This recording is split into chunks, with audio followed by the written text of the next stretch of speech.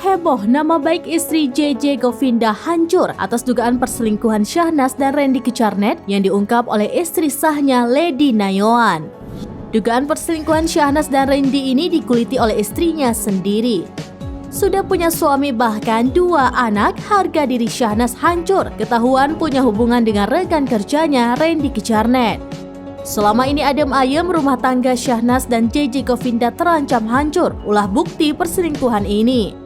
Dikutip dari akun Instagram @ladynayoan pada Rabu 21 Juni 2023, istri Randy Kecarnet ini kuliti aib sang suami dengan Syahnas adik Raffi Ahmad. Lady Nayoan tak bisa lagi membendung luka di hatinya ulah Syahnas dan suaminya.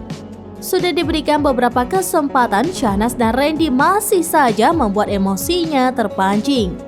Saking geramnya, kini Lady mengkuak semua kelakuan kotor Syahnas dan suaminya. Rahasia yang selama ini ditutupinya diumbar ke publik. Dijelaskan oleh Lady jika kelakuan belang suami dan Syahnas sudah didiamkannya sejak Juli 2022. Bahkan sejak Lady hamil dan anaknya kini sudah beranjak usia 6 bulan. Namun Syahnas dan Randy masih terus berhubungan di belakangnya. Bak sudah habis kesabaran, Lady hancur saat tahu Syahnas dan suaminya terus bersama meski dirinya sedang sekarat karena dinding rahimnya robek.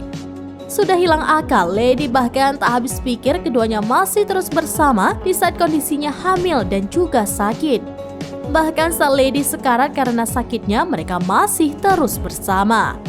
Lebih lanjut, Lady juga menyentil Syahnas dan Randy untuk lebih berani jika memang mereka saling mencintai.